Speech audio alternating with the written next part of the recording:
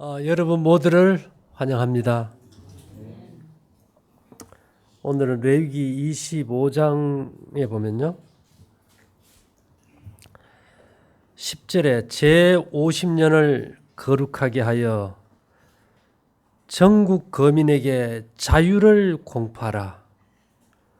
이 해는 너희에게 희년이니 너희는 각각 그 기업으로 돌아가며 각각 그 가족에게로 돌아갈지며 그 50년은 너희의 희년이니 너희는 파종하지 말며 스스로 난 것을 거두지 말며 다스리지 아니한 포도를 거두지 말라.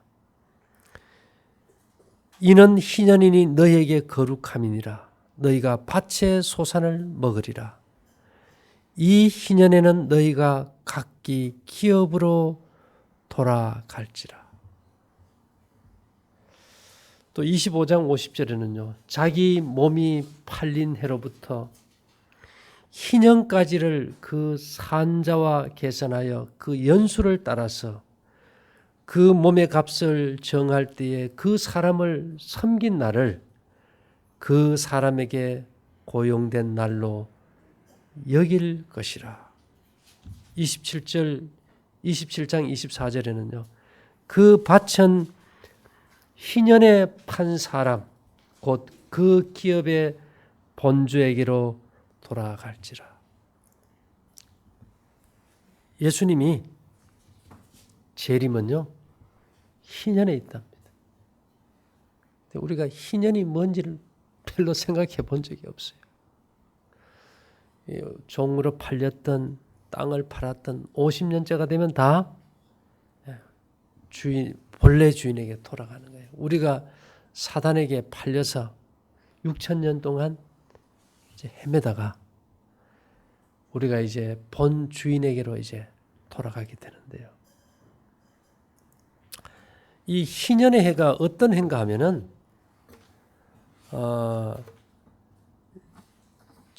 1일은 나팔절이니 그랬지, 그죠?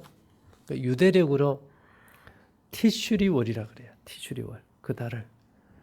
또 우리가 예수님이 못 박힌 달은 그 포르기 이전에는 아비벌, 포르기 이후에는 니산월이라 그래요. 자, 이 이제 대속절이 있는 이 달이 희년의 해인데 여기에 대해서 구체적으로 보면 이 기간에는 야곱의 환난의 기간이 있고요.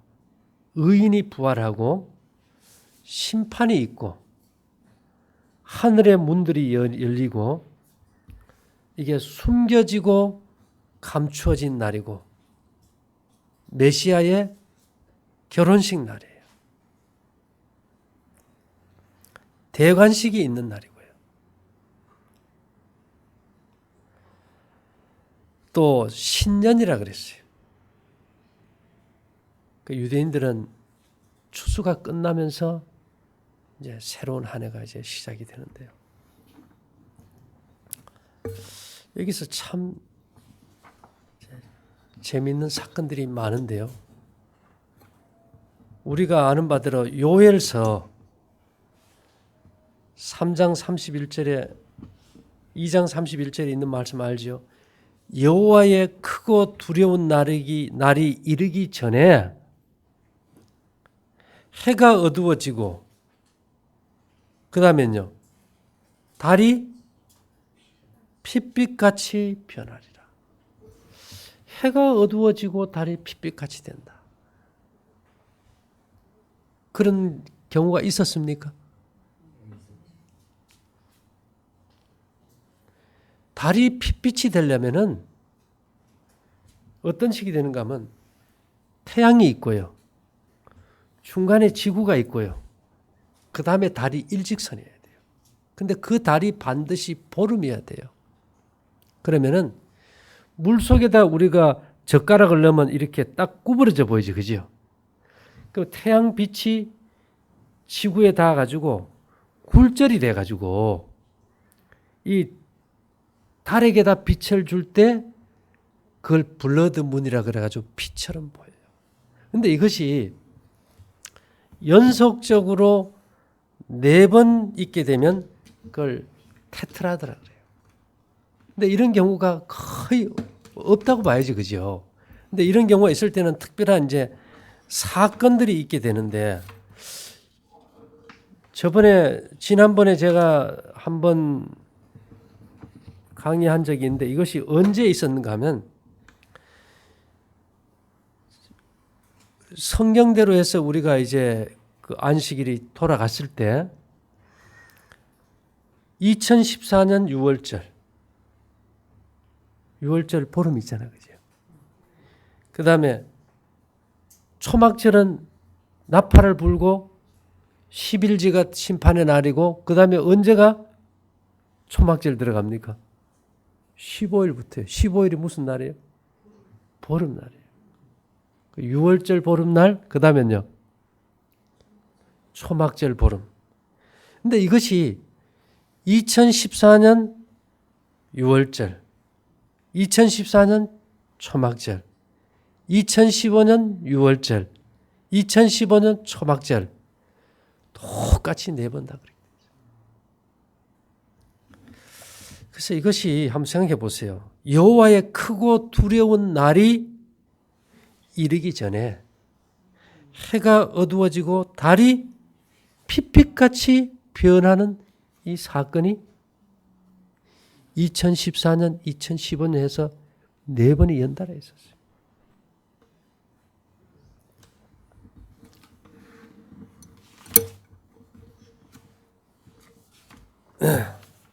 재미있는 거는요, 우리가 뭐 사로스라는 말 들어봤어요? 못 들어봤죠? 사로스 주기라는 게 있어요. 사로스 주기. 이것은 지구를 중심으로 달이 도는데, 이 지구를 돌다가 달이 처음 시작한 그 위치로 오는데 얼마 걸릴까? 18년 11일이 걸려요. 이 지구를 달이 도는데 지 맘대로 도는 것 같은데, 지구도 삐딱해져 있고 지 맘대로 도는 것 같은데, 돌다 와가지고 같은 지점에 올 때 18년 11일이 걸려요. 근데 이것이 꼭 8시간이 늦어, 그것도. 그럼 8시간이면 24시간 중에 몇입니까? 3분의 1이죠. 그러면 정확하게 그 위치에 오려면 18년 11일이 3번 돌아야 돼. 그럼 몇 년 걸려요? 54년 한 달이 걸려요. 54년 한 달이 31일이 되면은 정확하게 그 자리에 와요. 지 맘대로 도는 것 같은데 놀라운 사건 아닙니까? 이것이 희년축이에요. 이걸 갖다 6,000년 동안 시뮬레이션을 돌려봤더니만 2002년부터 2056년까지 54년이 마지막 희년 기간이에요.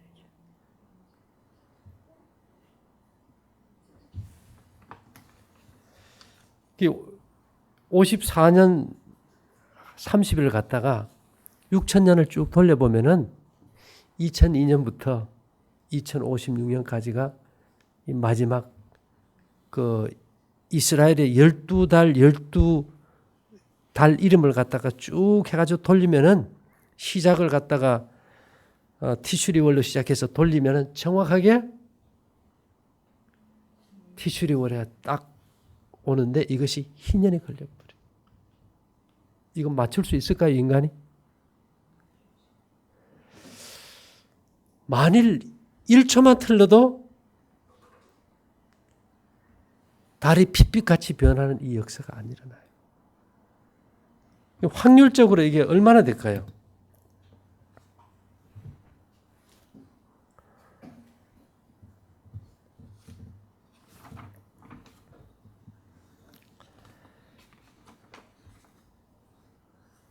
이 일이 일어나려고 하면은 우리가 생각하는 그 이상의 엄청난 확률이 몇 분의 몇인가 하면요. 보름이 될 확률은 그냥 29분의 1이에요. 한 달에 한 번 보름이 있으니까. 슈퍼문, 큰 달을 보는 것은 우리가 이번에는 럭키문이라 그러지요. 25일 크리스마스에 큰 달을 보는 걸 럭키문이라 그래요. 슈퍼문이 될 확률은 6,570분의 1이에요. 두 사건이 동시에 일어나려면 일십, 백, 천만, 10만, 130만 분의 1 정도 되고요. 슈퍼 블러드문이 장막절에 일어날 확률은 거의 1억 분의 1이에요. 붉은 달이 핏빛같이 보이는 것을 볼 수 있는 것은 1억 분의 1. 그래서 우리가 이 성경에서 이 사로스 주기라는 말은 성경에서 말하는 희년의 얘기예요. 희년.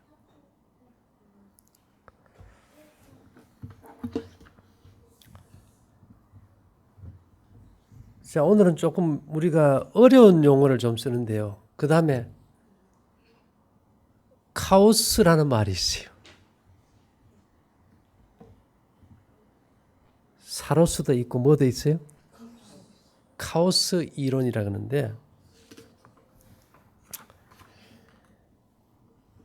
야, 이걸 어떻게 좀 쉽게 이해를 시킬 수 있을까 좀 생각을 해봤는데요. 카오스라는 말은 혼돈 속의 질서란 뜻이에요. 혼돈 속의 질서.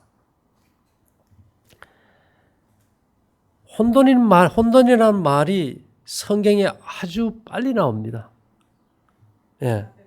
태초에 하나님이 천지를 창조하시니라 하면서 2절에 가서 땅이 혼돈하고 공허하며 흑암이 깊음 위에 있고 하나님의 신은 수면에 운행하시니라. 이 혼돈에 대해서 우리가 좀 알 필요가 있을 것 같아요. 이 카오스라는 이 혼돈의 의미는 우주의 질서, 전체의 질서, 세계의 질서를 이 그리스어로는 코스모스라 그래요. 온 우주의 질서를 뜻할 때. 그 우주 거민할 때 그 우주란 말이 코스모스를 쓰는데요. 이것의 질서의 반대가 뭐예요? 혼돈, 무질서, 무한이란 뜻의 카오스예요. 천지 창조 이전의 완전한 무질서, 혼돈을 의미하는 고대 그리스에서 이제 비롯된데요. 이 말은 뭐 크게 입을 벌렸다 이런 뜻이 있는데 제가 하나 읽어드리면 그리스 신화를 보면 카오스로 인해서 코스모스가 생겨났다고 생각하였고 혼돈 때문에 질서가 잡혔다는 거예요. 카오스를 단순한 혼돈이나 무질서가 아닌 풍요로운 생산성을 지닌 질서를 낳는 혼돈으로 생각했다.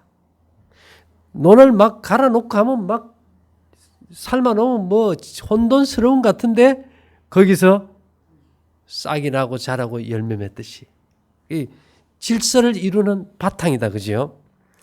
혼돈이면서 그 안에는 어떤 질서를 감지하게 하는 무엇인가가 있음을 이제 나타내는데요. 이 현대과학은 카오스는 겉으로는 무질서하게 보이지만 안으로는 놀라운 규칙성을 갖고 있는 현상을 말할 때 씁니다. 이 사람들이 때로 혼란스럽고 무질서해 보이는 현상이 있긴 하지만 이것은 자연이 무질서해서 그런 것이 아니고 자연을 분석하는 인간의 능력이 모자라기 때문에 그렇게 보일 뿐이다. 이렇게 얘기하고 있어요.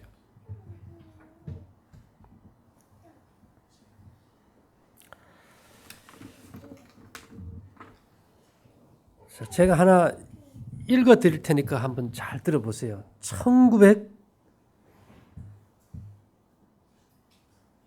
61년 겨울 미국 북동부 매사추세츠주 케임브리지시 MIT의 과학자 에드워드 로렌츠는 당시로서는 상당히 성능이 좋은 컴퓨터로 기상 예측 모델을 시험 중이었다.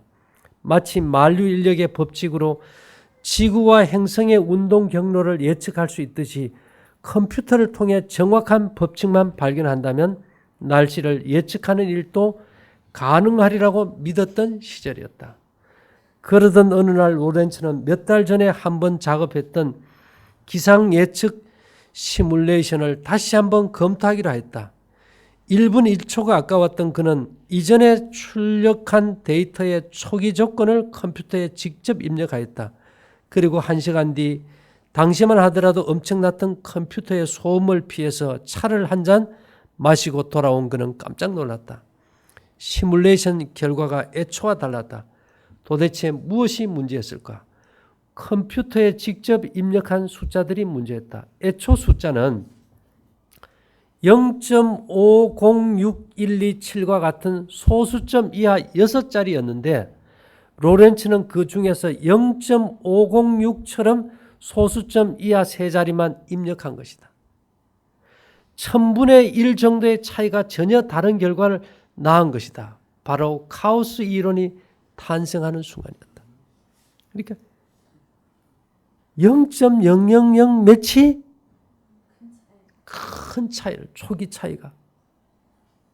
쉽게 얘기하면은 브라질에서 날비가 그냥 날개짓을 하는데 이것이 미국에서 토네이도로 와버리죠. 초기에는 너무 미약해서 그게 뭐 그렇게 중요할까 했는데 사람들이요. 태양을 지구가 도는 시간하고 달이 지구를 도는 거하고 이게 맞춰가지고 날짜를 좀 제대로 잡아보려고 하는데 아직도 안 돼요. 너무너무 힘들어요. 그래서 인테르 그라비시마스라는 것이 있어요. 지금부터 340년 전 1582년에 이것이 교황칙령 문서인데요. 여기에 이제 그레고리 13세가 이제 서명을 했어요. 그러고 나서는 10월 달에 가서 10일을 없애버렸어요. 달력에서 10일을 없애버렸어요. 그 10일을 없앤 것은 왜 없앴을까요? 1582년 10월 4일 목요일의 다음 날은 10월 15일 금요일로 명명되었어요.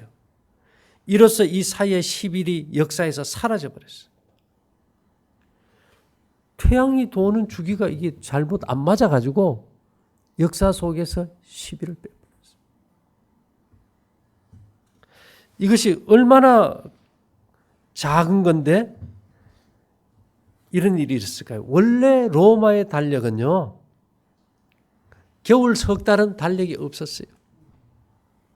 봄이 되면 이제 농사 짓고 가을 추수 되면 뭐 달력도 필요 없고. 그러다가 이제 그 애굽에 가서 이 윤달을 넣는 걸 배워가지고 이제 율리우스 달력을 만들었어요. 근데 이제 이것이 이제 뭐가 문제인가 하면은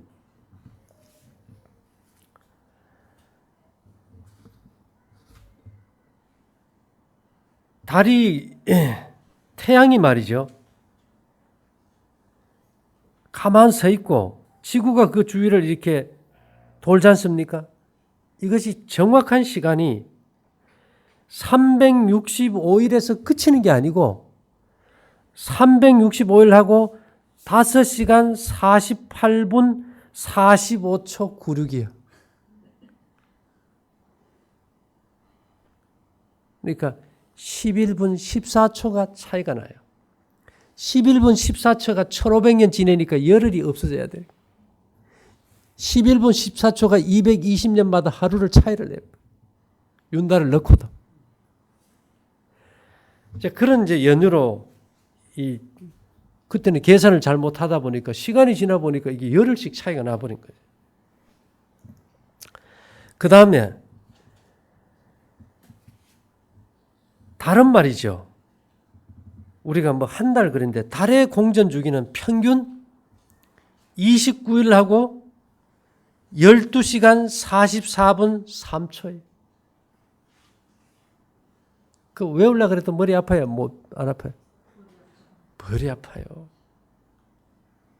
근데 여기에서 3초라는 게 없었다면 블러드문이 생길까요? 안 생기는.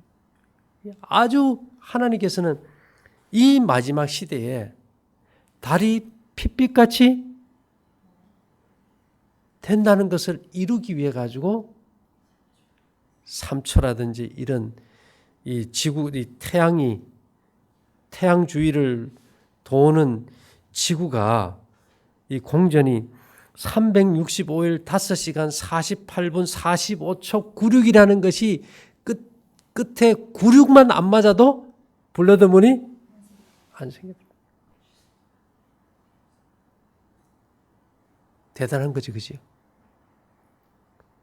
이게 결국은 태양과 지구와 달은 우리에게 말세 징조를 거역할 수 없게 다 만들어서 이게 보여준 거예요. 그래서 오늘날 가장 큰 학문이 뭔가 하면요. 이 과학자들은 이 카오스를 상대성 이론과 양자역학에 뒤이어서 자연과학계에서 일어난 20세기의 세 번째 혁명으로 보고 있어요. 정말 1초도 아닌 96이라는 그런 아주 작은 것이 수천 년이 흘러가니까 엄청난 변화를 일으킨다. 여러분들도 그래요. 경상도 강원도 산골짜기에서 태어나가지고 정말 어렵게 살 때는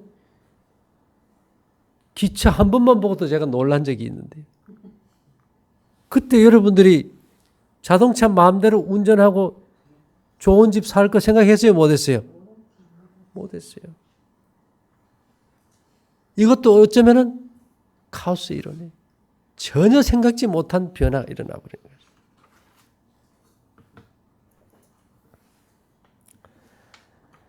자, 그 다음에 하루의 시간 있죠. 하루의 시간. 우리 하루 시간을 몇 시간이라 겁니까? 24시간이라 그죠? 24시간이 정확할까요? 아닌 것 같지요? 23시간 59분 39초에서 하루가 24시간 30초까지 다양해요. 근데 이런 것들이 이렇게 다양한데 어떻게 6,000년이 흐른 다음에 태양과 지구와 달이 딱 일직선으로 돼가지고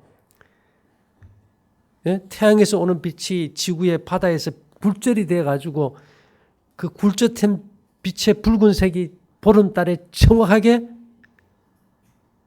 붉은 빛을 줘서 달이 핏빛처럼 되게 할까? 이거요 0.1초만 차이 나도 될까요? 안 될까요? 안 되는 거예요. 이미 그 사건은 지난해 사건입니다. 올해가 2016년이니까 이것이 아직 우리 기억 속에 있는 얘기예요. 이것이 마지막 말세에 징조를 주셨다고 했어요. 크고 두려운 날이 이르기 전에 주신 엄청난 징조예요.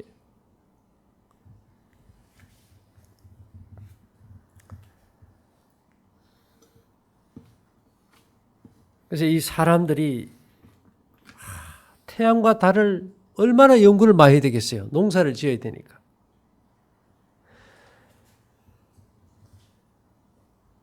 근데 태양하고 지구하고요. 그 지구가 태양을 도는 거하고 달이 지구를 이렇게 도는 거하고 날짜가 꼭 맞는 주기가 있어요. 그게 19년 만에 와, 19년 만에. 그래서 그걸 발견한 사람 이름을 타서 메톤주기라 그래요. 예. 그래서 19년이 되면은 제자리에서 이제 출발선에서 다시 만나는.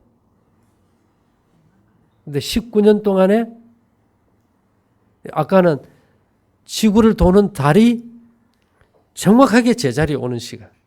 그건 사로스주기고. 이거는 이제 지구하고 태양을 도는 지구하고, 그죠? 이 지구를 도는 달이 제자리에서 딱 정확하게 일치하는 순간을 우리가 메톤주기라 그러는데 19태양년 235태음을 해서 날짜로는 6940일입니다. 그래서 이 19년 동안에 7번의 윤달이 들어가요. 근데 우리가 안 맞는 것 같은데 시간이 지나면 맞아요, 틀려요? 맞는 거예요. 참 놀랐죠? 19년이 지나면 맞고 54년이 지나면 다시 제자리에 돌아오고 6000년이 돼가지고 테트라드 블러드 문이 일어나서 우리가 말세의 징조를 알게 하고. 그래서 하나님께서 그냥 내 백성만 알게만 속닥속닥 야야 종말이라 이렇게 하지 않고 전 세계 모든 사람들이 다 알게 뉴스 속에서 다 알려주신다는 거예요.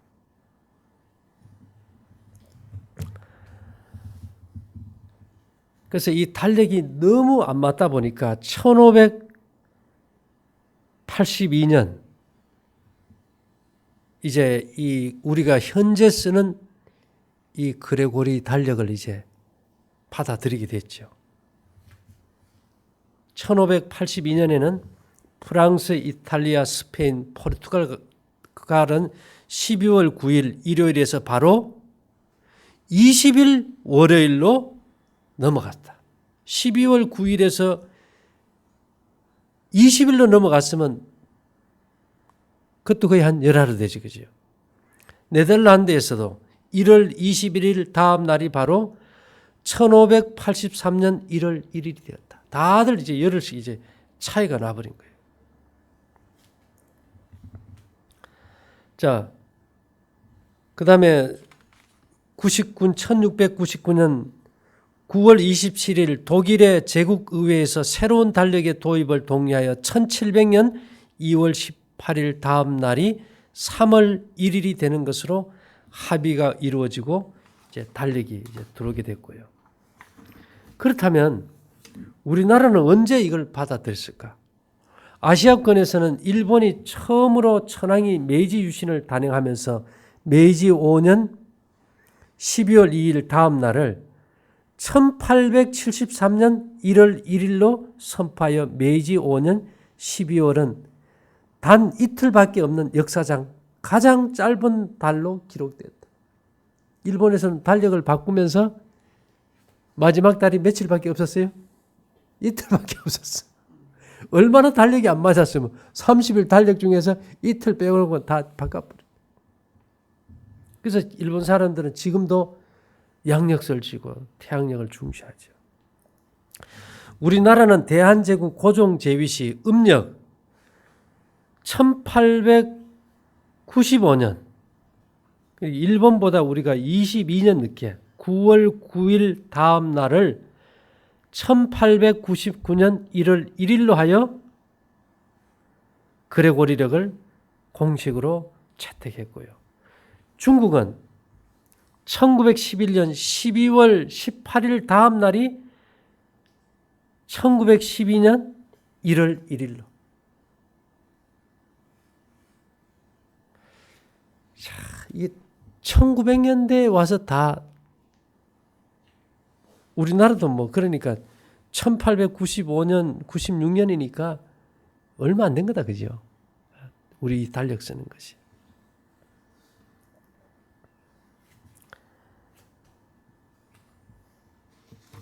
이 11분 14초 이것이 누적돼 가지고 오다 보니까 열흘을 없애버린 거예요. 그래서 우리가 이 그래서 이 히브리 달력은요 어떻게 되어 있는가 하면 19년 주기를 7번에 이제 윤달을 넣는데 19년 중에서 3번째, 6번째, 8번째, 11번째, 14번째, 17번째, 19번째 윤달을 내요. 그래도 이것이 220년마다 하루씩 차이가 있어요. 근데 이렇게 차이가 나지만 하나님께서 왜 이 차이 나는 달력을 쓰게 한 이유가 뭘까요? 결과적으로. 이 시점에서 우리가 바라보면은 말세의 징조를 우리에게 알려주기 위해서. 그런 생각 안 듭니까? 말세의 징조를 알려주기 위해서. 인류가 역사 속에서 달력을 못 맞춰서 이렇게 애를 썼는데도 하나님께서 그냥 두시고 정확하게 할 수도 있었을 텐데 그 이유는 이 마지막 시대에 달이 핏빛같이 변하는 그 징조를 우리에게 알려주기 위해서. 그래서 계시록 6장 12절에 보면 내가 보니 6째 인을 떼실 때에 큰 지진이 나며 해가 총담같이 검어지고 온 달이 피같이 되며. 창세기 1장 14절에 그렇게 되어 있죠. 하나님께서 우리에게 징조를 주실 때 하나님이 가라사대 하늘에 궁창에 광명이 있어 주야를 나뉘게 하라. 또 그 광명으로 하여 징조와 사시와 일자와 연한이 이루라. 근데 징조와 사시와 일자와 연한 중에서 징조가 몇 번째로 나옵니까? 첫 번째로. 그래서 예수님께서 그랬죠. 1월 성신에 뭐가 있어요? 징조가 있겠고 1월 성신에 징조가 있겠고. 그래서 우리가 이제까지 달력을 볼 때 그것을 징조로 별로 생각을 안 해봤어요. 근데 이제 와서 많은 나사라든지 이런 데서 연구한 이 태양과 지구와 달에 대한 연구서들을 가만히 보면은 이것은 그 첫 번째가 우리에게 징조로 줘. 작년에 일어났던 2014년, 2015년 어떻게 6월절 15일과 초막절 15일, 2015년 2015년 6월절과 초막절에 어떻게 블러드문이 뜰 수 있었을까? 0.1초만 차이 나도 됐을까요? 처음 계획에서 안 됐다는 거예요. 예. 그러니까 브라질에서 나비의 날개짓이 이 마지막 시대의 지구 70억의 개야.